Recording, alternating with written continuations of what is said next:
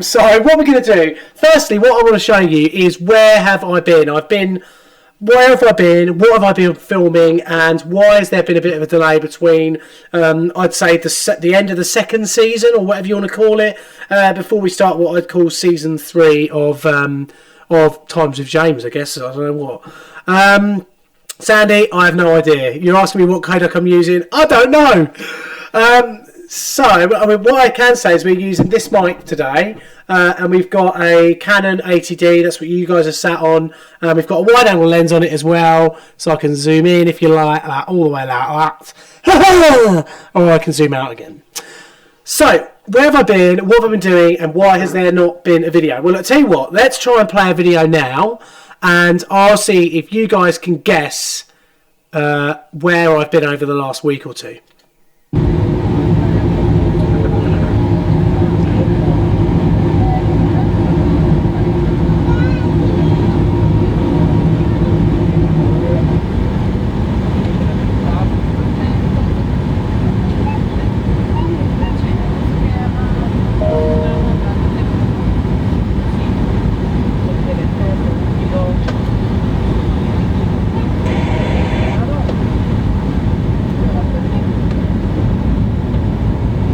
So is anyone getting that? Anyone getting that? Where we've actually just been?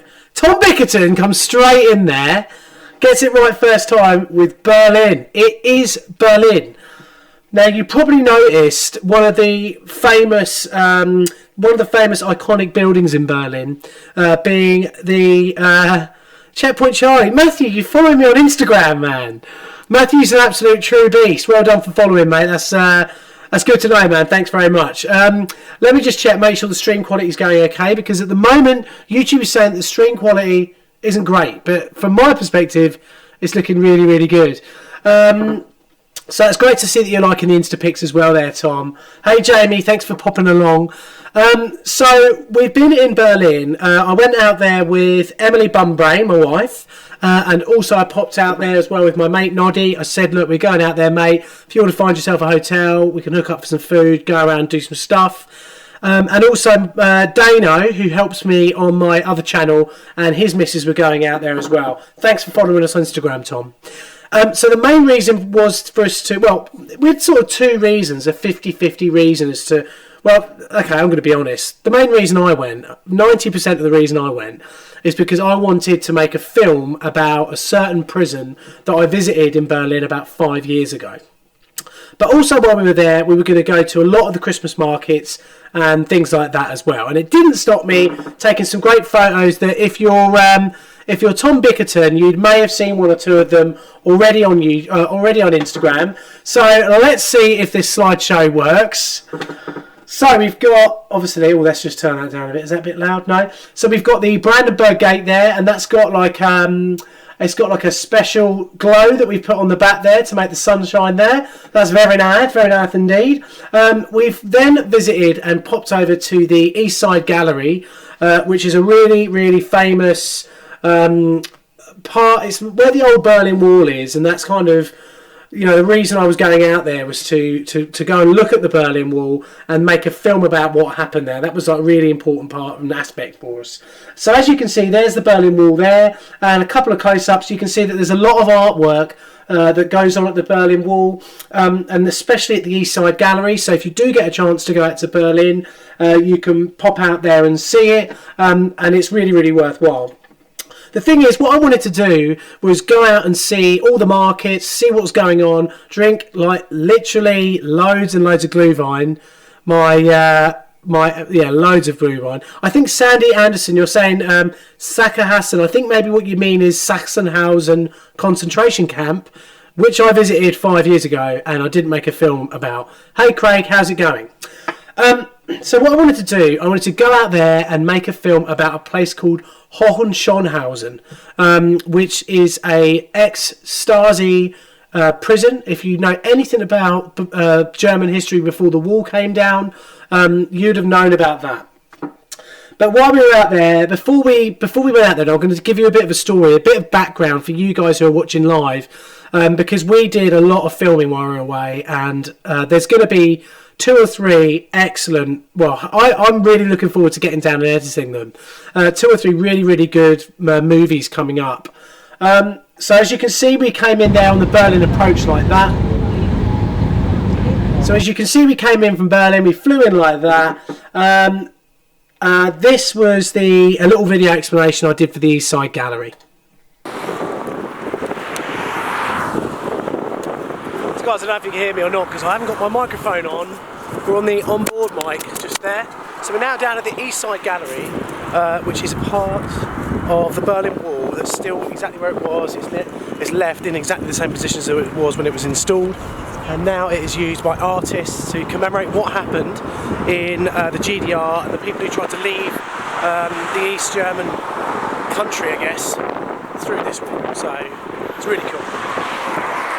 So as you can see there, it was cold. It was really, really cold actually. It was a lot colder than I expected it to be.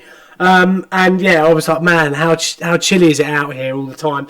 But it was a great thing to do, is to go out to see the East Side Gallery, even though it's so windy and so cold. If the weather's bad, definitely check it out. It's well worth doing. Rocking the plumber hat as well. You're right there, Jamie. Sandy Anderson of the film The Lives of Others is about the Stasi, you're right, and it is a very, very good film. If you're not doing anything this afternoon or this evening, pop onto Amazon Prime if you've got it on your television and download or buy or rent the film The Lives of Others. Okay, that'll be a great little bit of preparation for you before the next few times the James vlogs go out, because they're all going to be based in Berlin. And we did 2 big visits. We visited the headquarters of the Stasi Museum, so that would have been the preserved offices of a man called Erich Mielke, who was the head of the Stasi for about 35 years, and also he actually got convicted after the fall of the Berlin Wall, not because of what he did as being the head of the Stasi, because we'll talk about the Stasi more in other videos, but they controlled the secret police and the surveillance of the East German population. But he also got convicted for the murder of 2 police officers in Germany, in pre-war Germany, about mid-1930s, because he was a very big communist dude, and he killed a couple of policemen in a political act of aggression. So we got done for that in the end, and I think he died in prison. Oh no, sorry, he was too old. He served like a little bit of a sentence, and they let him out, and I think he died in like an old people's home. But anyway, it's a very, very interesting man, and also a horrible man. Well, I don't know, it's hard to say. Everyone's got their points of history there, haven't they? But he was a contentious figure, let's put it that way. So let me just go back to my sort of streamy bit. So what we were doing, we're going to go and make a film about that particular museum. And what I wanted to do, before we carry on, let's just go back to the pics, right? So we were at the East Side Gallery, you can see here. I was really, really pleased with the photos that we got here. Of some of the stuff that, you know, some of the graffitis. You can see the actual how like detailed the graffiti is. It's very, very detailed and very, very well done. And I love that photo. I really love this photo. I just want to drag this up a little bit. These people walking past here, it's just like almost looking past what happened in Berlin in the past and not to forget it, which is why I like the subject in the foreground of those people walking by and not looking, and with that sort of horrible human tragedy in the background. For you guys, just so you know, a little bit of skullduggery went on with this picture.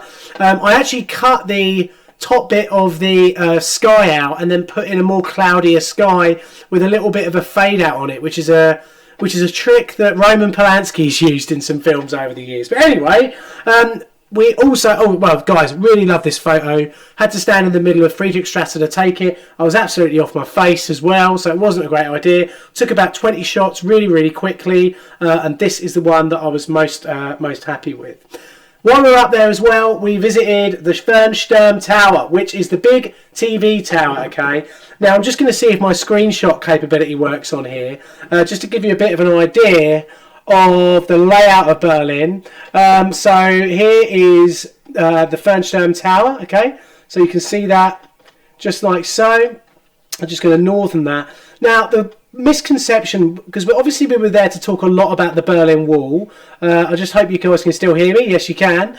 And a lot of people used to think the Berlin Wall just came down and split Germany in two, and it just happened to go through Berlin. Well, that's not true. The Berlin Wall would have been somewhere over to the west of Berlin. But the thing is that Berlin as a city was divided up, actually like an island, with a Soviet section, an American section, a British and a French section. And the Berlin Wall divided up those different sections. So see Berlin and the wall around it as an island hemming in the Allied powers outside of the Soviet-controlled East Germany. So it's a bit of a thing that people always seem to get wrong. The Berlin Wall is effectively a circle, really, rather than a straight line down through all of Germany. But it's very, very important that you understand that. And it was a question that I asked quite a lot of our guides as to why people tried to go from East Germany to West via the Berlin Wall, which must have been a contentious and, you know, it was a scrutinised, highly focused area. Why would they go through those bits? But we'll answer those questions in the video. So I'm just giving you a bit of a tip here as to what's going on. Let me just pop over as well. I just want to go back to the live dashboard. Where's Big G? So I just want to answer some of your questions. Mark Bartlett, video feed is fantastic quality. Sound is a bit distorted. Let me just see if I can sort that out for you now. Is the sound a little bit better now? Are you using OBS software? Sandy, I am. Yes, I'm using OBS at the moment. It can be a little bit of a pain, OBS. So as you can see, right, we went up the Fernsturm Tower here, which was the Soviet sort of... This is a real piece of artwork.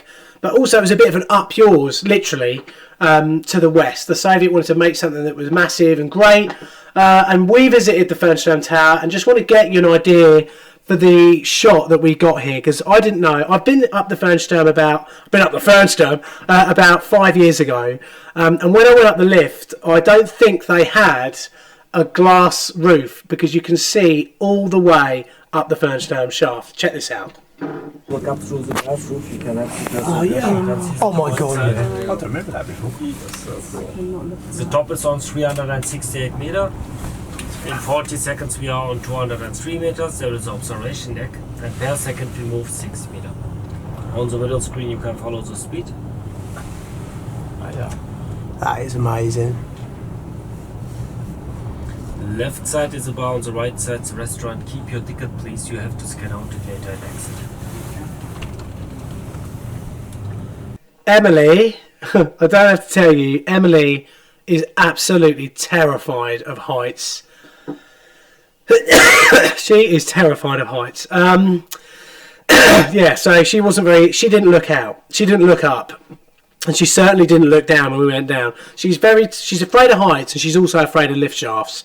And all that sort of thing. So she wasn't very, very happy with that. So we did all the basic sort of sightseeing things that you're going to do. We went to a lot of the Christmas markets. We drank a lot of Glühwein and had lots of like nips of brandy, whiskey, stuff like that popped in there as well. It was great. I would have taken this camera here. This is one of my 4K like video camera jobbies. If you want to see some of the gear that I have. But yeah, I would have taken that. Oh, it's turned on now. But I didn't. God, I'm jumping around today when it comes to subject. So let me get to the crux of why we went to Berlin, and then we'll wrap up this brief live video, and you guys can get on with your Sunday by going away and watching, hopefully, The Lives of Others, which is a fantastic film. So we wrote. I went onto Horn Schonhausen's website in Germany, and especially it's especially true for like concentration camps, things like that. But it's also what happened in the GDR, which was the German Democratic Republic. So see that as East Germany, and therefore under Soviet control and influence. They were under surveillance to the biggest extent in any country in history. Some say, they cite statistics as up to 1 in 4 people were informing on the rest of the population back to the government. And that goes down as bad as parents informing on each other sometimes, or a wife informing on her husband, sometimes parents informing on their children, punk band members informing on other members of the band. Now, all that would have been okay, I guess, had the Berlin Wall not fallen down. And when reunification happened, all of those files, all of that surveillance that was filed away in the Stasi offices near Hohenschönhausen, which we did visit, were then stormed by a large protest. And effectively, the Stasi tried to destroy a lot of the evidence, and there's vast piles of paper. You can see pictures of the paper they sort of mounded up. But eventually, a lot of the files were open to public view, and it was a hard thing for people to go through to find out that close friends, colleagues, and family members had actually been spying on them. Indeed, I think one of the main characters, the actor of that character, had been informed on by his wife, I think, when the GDR and when the wall was still up. So, what I'm trying to say is the wall came down in 1989. All this sort of stuff started to come out in like the early 90s, so 1990, 1991. And therefore, a lot of these people who are, they were in their 20s and 30s, they're still alive now. They're still very upset by what happened. So what that meant is for me to be able to film in one of the most revered parts of the history of that time, it would only have been right for me to send an email to their marketing people and get permission to actually film there. So I sent them an email, and I didn't expect a reply. And when I go away, if you just take 2 seconds time, when I go away, I've got a gimbal, I've got a large camera, a large mic with a big dead cat on it. I've got a lot of equipment that I take with me. Before I continue, guys, let me just pop over and see if you guys are still there. Hey Jim, there's a slight echo on your voice. Oh, you have echo sound. Why have I got an echo sound? That's a bit weird. Has it gone now? Should we see if we can do something about it? I'll bring the delay down. How about that? Is that better? I love this sort of thing. So I've got an echo sound, but we don't know why. Oh dear. All done. Mrs. That's better. Okay, we've sorted it. Yeah, gone. Good. Okay, cool. So I thought the best thing I can do to respect their history, respect what happened there, is to write them an email. And like I said, I wrote them an email. I didn't expect to get a reply. In fact, I'll see if I can get the email up now that I did send. And I'll give you a bit of a background. It's easier actually now if I give you a background as to how we filmed this and what happened, rather than actually doing it in the video itself. So just wait 2 secs, guys, while I scroll through my emails on my phone. You can't see there, and just see if I can find it. Here we go. So I did have to do. I've been to this museum before, and it is a must visit for anyone who goes to Berlin if they're interested in GDR history or anything like that. So I said, hi there. I didn't know who I was really emailing. I thought it was this guy called Andre. I'm visiting the museum for a guided tour on Thursday or Friday this week. I'm from England. Let me just go back to the page here. Thank you guys for saying it's better. I'm from England and have visited your excellent museum before. I run a YouTube channel called Times of James and have a passion for teaching my viewers about history. I'm fascinated by the Stasi, East Germany and your fantastic museum. I noticed you required notification of anyone filming. I only have one camera and intend to visit on a tour and just film what I see. I have a Canon 80D with a lens, so not a huge setup. Basically lied there a little bit. I would be grateful if you could grant me permission to film for an hour or two. I'm happy to share my finished work before it goes online, and I'm happy to send you all the raw files for your use. Plus, my video will be respectful and educational, a documented warning from history. Many thanks for your time. Here's a link to the video I made in Chernobyl. So I thought, I'll pop another video out to them and gave them a link. Literally within about a couple of hours, I got an email saying, "Hi James, you can film in the museum but not during a tour because of personal rights of the participants.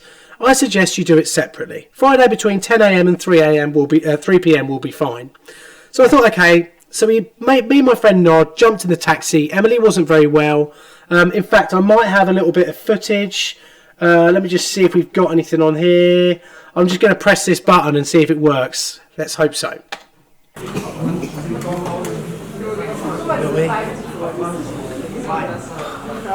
Quite tired. Currently at a place called Hohenschönhausen prison. We're going to go on a guided tour now. Emily's bailed because she's not very well. Noddy's here.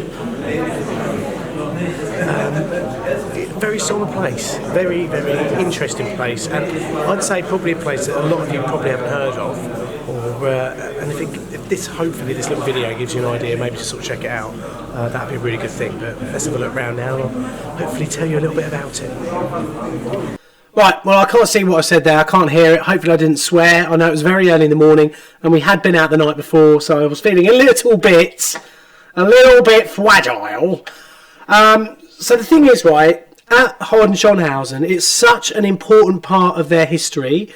It's also such a visceral and recent history. Like I said, this only happened in 1989. The prison itself shut in 1991. And some say, I mean, when it comes to like death counts and stuff like that, for this prison that's not as important as, say, what some people go on about death counts in certain places when it comes to history. I always go on about how bad certain things personal things that have happened there that are really, really sad. You know, I see each individual person's thing that happens as a tragedy for them and their family. So, hi Isa C, how's it going? So really, what we got there, I had this email. I thought I'd just walk around a little bit. I walked round to one of the yards, one of the doors. There's like a plaque there that you can read. Straight away, a security guard came round and said, "Sorry, you're not allowed here on your own." So I thought, well, this is not going to work. You know, he doesn't want me to film in a tour, and the only way for me to get around the prison is in a tour. But also, if I went off my own, I'd be stopped by security. So what's going on? So I went to reception and I said, is there a man called Andre that I could speak to, please? Here's an email that I sent him regarding permission to film. About 10 minutes later, Andre came downstairs. This nice young man came out, and shook my hand. And he said, I watched your Chernobyl video. Thanks very much for sending me the email. And he had a massive, massive bunch of keys and a press pass. And he said, he said, we don't accept every request to film in the prison. Not everyone gets accepted.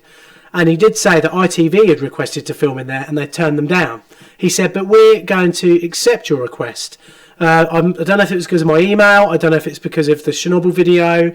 I mean, if he watches any of the other Times of James videos, he'll know that I like having a good time and going out and stuff like that. But also, hopefully, I'll be able to give this a treatment that works for younger people, maybe, or people of my age. I'm not young, don't get me wrong. But also, yeah, hopefully I've got to think he got an idea that I was really passionate about history anyway, and so was my mate Noddy. So I thought, this is great, he's going to give me a pass and just let us go on our merry way. Well, that's not what happened at all. He said, I'm going to go round with you. He said, there's 5 stories, there's 5 floors to the prison at Hohenschönhausen. We also have an infirmary, a morgue, which is closed. We have the submarine, which is possibly one of the grimmest places next to the gas chambers at Auschwitz or any concentration camp. The submarine is a really, really grim place. He said, what we're going to do is we are going to go around, just you, me and your friend, and I will take you to parts of the museum that have been locked away, sealed off from public eye since the museum shut in 1991. He said, we're going to take you to places that are out of bounds, that have been locked up for years, and the only people that go in there are the odd sort of security check just to make sure that everything's okay and all that sort of stuff. I just could not believe what I was hearing. I thought, wow, this is great. I mean, we paid for a tour, but now we were going around with this lovely bloke, Andre, and he had all the original, these big set of keys, all the original keys that the guards would have used at Hohenschönhausen, and said, right, let's go. So off we went. Let me just see if I've got any footage of while we were in there. Let's just have a look. Yeah, well, but there's so many information you don't know about yet in these amounts. And the other thing that was really surprising on the tour yesterday, they were saying there was only ever, I think, 3. So I don't know if you noticed. I mean, I'm going to tell you this in the video. But what happened out there and how these prisons were run, they were in the early days, it was about physical torture. They were going to beat you up if they wanted to get confessions out of you. They'd put you down in the U-boat, which was, you didn't know if it was night or day. One man was kept in the U-boat for a year and a half, and didn't know whether it was night or day. Just imagine it. But after a while, they moved away from physical torture to mental torture. And the way they did that, and the things that are still imposed in that prison, the things that are still physically there in that prison, are testament to it. So if we have another look at this shot here. Yeah, well, but there's so many information you don't know about yet in these shrines. In fact, guys, I'm just going to see if I can nail this. Okay. Right, what we're going to do is we're going to have a look back at this shot, and what I want you to do is look at each door as it goes down the prison corridor, and just keep an eye out for a wire that's going around, then up and over each door. So see if you can see that. Yeah, well, but there's so many information you don't know about yet in these shrines, amounts. But the other thing that's really surprising on the tour yesterday, they were saying. So that wire was a distress wire. So none of the guards were armed in Hohenschönhausen, because they were worried that the prisoners would get the gun off the guard, and they weren't actually worried that the prisoners would shoot the guard. They were worried that the prisoners would commit suicide. And in a way, that's the first indication as to the desperation they must have felt, that they weren't trying to escape. They just wanted to end what the hell that they were going through. Let me just very quickly pop back. I just want to see some of your comments. So Isa, is it Isa or Issa? I don't know if I'm pronouncing your name correctly. I once visited Bilibili prison in Manila to do a volunteer longo. The prison held 25,000 inmates, like its own city with restaurants and motorcycles. I bet that's super interesting. If you've got any photos of that, pop them on Instagram and tag me in them at Times of James. That'd be wicked. It feels like a lot of suffering's happening on those hallways. You're definitely right there. Sounds awesome, Jimbo. Just shows what a polite email in a few weeks before can do. Just like calling a hotel receptionist by first name. Mate, you're bang on. Always treat people with respect. Life of Sheffield. Recommended reading on the tyrannical dictatorships. The Gulag Archipelago is a brilliant book. One Day in the Life of Ivan Denisovich by Alexander Solzhenitsyn. Possibly the best ending to a short story about the Gulag ever. If you don't read anything else, read that. And also read Gulag by Anne Applebaum. That is a fantastic book. And if you're particularly... Okay, Melissa, no worries. It's just the name of your thingy. But also read a book. And seriously, guys, if you've got a Kindle and you want to read a really easy reading, accessible book about the personal history of living under the Stasi, highly recommend you read a book called Stasi Land by Anna Thunder, okay, which is a really good book. So what I just want to say, let's just talk a little bit about what happened in Hohenschönhausen and the means of control they had over the inmates that were in there. So it was 100% solitary confinement prison. Most of the prisoners who were in there for 6 months. And the whole point of having them in there was to get them to sign a confession. Once they'd done that, they could go to trial, and then they'd basically be put to court and all that. Now, these weren't criminals who had stolen a loaf of bread or something like that. These were people who had tried to leave the GDR. They tried to leave East Germany. They were unhappy with the repression.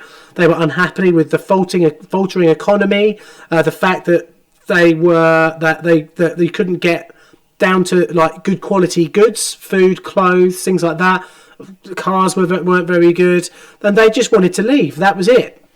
Indeed, when I visited Hohenschönhausen 5 years ago, all the guides there are ex-inmates, which is a fascinating thing when you're going around a prison and you've got like, wow, this guy who's given me a tour has just taken me to the prison cell where he was held. A lot of the tour guides are there doing these tours for personal rehabilitation because they have been so affected by their experiences in that prison. So one of the means they had, and these are the great things that manifested themselves physically within the prison. And bearing in mind, we're standing, we were like 3 stories up. There was no one else on this floor. There was just no one around. And they had a traffic light system, okay? So they wanted to make sure that prisoners didn't see, couldn't talk to any other prisoners. The only person they'd ever speak to was the guard. The guard was only allowed to say 3 words, and I can't remember them. But one of them was like, come out of the cell. One of them was like, in the cell, and one of them was like, here's your dinner, I think, something like that. So they were just completely isolated. Now, the way the physical manifestation of that isolation when you're actually in the prison itself is the fact that the prison is laid out in a square or in a square block, and above each corner of the square is a traffic light system. So if you're a guard and you're walking a prisoner down this corridor towards the corner, you'd press a button and it would shine a red light down the other sort of end of the corridor that you can't see yet. And that would tell any guard coming up that you were coming. They would get the prisoner, they would force them to face the wall, and the prisoner who was coming round behind them was forced to face away, not look at them or anything. And I think you can imagine the repercussions that there would have been if there had been some sort of chit-chat or whatever. It would have been solitary confinement. Another part of the prison that I went to a few years ago, but we didn't go to this time round, was the solitary confinement cell itself. It's right down in the basement of the prison, and it is, just thinking about it, it is a room of about 3 metres. It's a hexagonal shaped room. It has incredibly thick rubber, black rubber sort of padding. It's padded in behind. And all around it is scratches. You can see human nails have scratched it, and it's not visitors, because the visitors, you sort of file in and you can't. There's a barrier, so you can't get to touch it. They've preserved it so you can't touch it. You just imagine what went on in there, the despair that someone must have gone through. This has turned into an incredibly dark Friday afternoon chat, hasn't it? Let me just have a swig of water. Have you ever seen clips of black dolphin prison in Russia? If you haven't, look it up on YouTube. Surely the worst nightmare on earth. Let me get a pen. Oh no, I tell you what, I'll have a look at it in a minute. I find Germany's history, this is Matthew, I find Germany's history so interesting. Been to Hamburg a few times and doing Düsseldorf in January. Can't wait. Well, I hope you have a good time. And if there's any stuff out there you find really interesting, you recommend, ping me a comment in the video. Say, I went there. Maybe you should go there and have a look and film it. You never know. Right, before I go, I just want to tell you about one other thing he was our guide, but he wasn't. He was a personal assistant, a guy who was passionate about us documenting the prison that he cared about. And he was just there with us all the time. He told us one thing, because we asked him a lot of questions. We could ask him as many questions as we liked, because we were on our own. And while I was filming, my mate Nod just picked his brains. And we had 2 questions. One was, do you get any former interrogators who worked here coming back to the prison? And they said they did. And in fact, they had one of the tour guides recognised their interrogator when they were working in a factory, and they confronted their interrogator about what they'd done, and their interrogator still said that they were a criminal and that they'd done the right job. They were trying to save East Germany, and a lot of interrogators see themselves as stopping World War III because of the political sort of unrest around that time in that area. So that was an interesting answer. But the one that really, really got me was, we said, how many former inmates who aren't tourist guys, bearing in mind it's like 20,000 people went through here, how many former inmates come back? Now this is mad. So when you were arrested, often it would be you'd be at home or you'd be out in the street or whatever. They would come along, the Stasi would come along in a van, a blacked out van. They would bundle you in the back of the van and they would drive around for 3 to 4 hours in all different directions. Now from Berlin, that could mean that you were in a prison on the Baltic Sea. You could be anywhere within 150, 200 miles of Berlin. And what that has resulted in, and when they were repatriated, they were released in the same way. And what that resulted in was some people have, apparently it's not unheard of for there to be a tour happening and a person realise halfway through the tour that this was the prison that they were incarcerated in. Isn't that mental? So we were like, wow, man, like, how mad is that? How absolutely crazy. So there's a lot of stories that I cannot wait to tell you about in the next couple of videos. On top of that, we've got all the fun stuff that we got up to while we were in Berlin. We went to lots of different bars. We drank loads of Glühwein. We went to lots of different restaurants, and we did sightseeing outside of like brutal Stasi. Actually, I don't know if we did. Ask Emily; she'll tell you. Yeah. What's the point going out this time? It'll be dark soon. What do you want about, you lot? Sandy Anderson. You've just quoted my favourite, one of my favourite novels, Alone in Berlin by Hans Verlader. That novel stayed with me after I read it. Seriously did. If you're interested in... it's a bit of a tainted book because it was written by an author who was... He'd lived in Berlin through the war, because it was written just after... It was written in 1947, so it's just really sort of right after the end of the Third Reich. Obviously, the war ended in 1945. But he was under... It was a little bit like the writers in the Soviet Union. So writers like Vasily Grossman and that Solomon guy, they were being sort of directed a little bit as to where the political line of this book should go. Don't let that taint you. Hans Verlader has got a great way of writing about people and their feelings. And he chose the true story about two people who were dropping postcards off denouncing Hitler and the Nazis. And they dropped them off in random places around Berlin.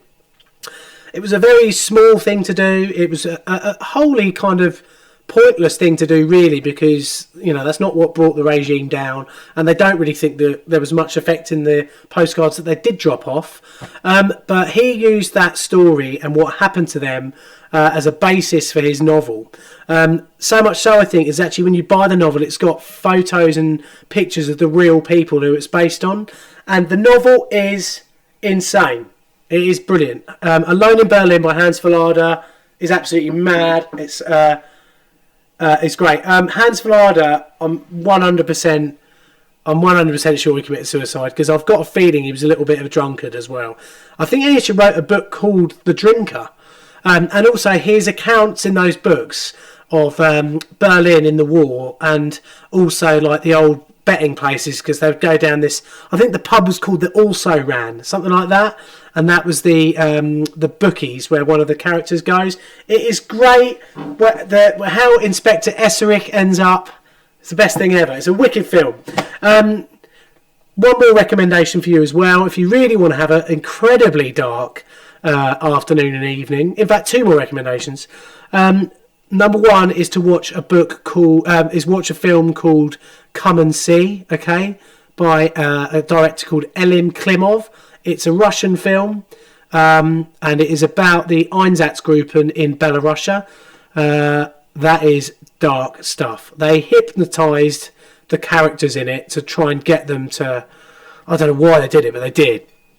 But also, I think they machine gun a cow in it as well. It is a realistic film. It's incredibly brutal, and also the director lived through Stalingrad as well, so he sort of knows. He must know what he's on about when it comes to this sort of thing.